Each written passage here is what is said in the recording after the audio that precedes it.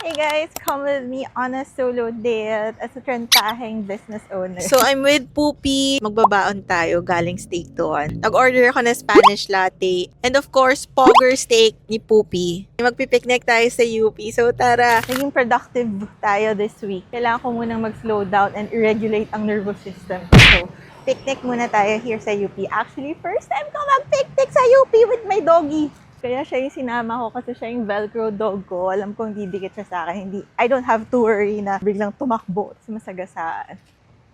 Poopy, water.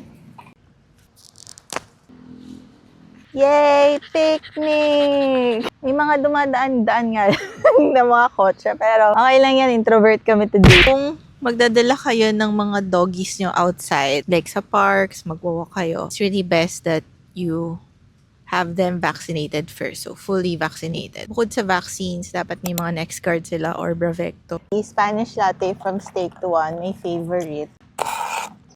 So, I forgot my journal. Pero I brought my book. Last year kasi, bumili ako ng, I think, 6 na book sa fully booked because I need to widen my vocabulary. Bumili ako ng mga, mas sa mga bestseller section. I brought hummus and mga gulay.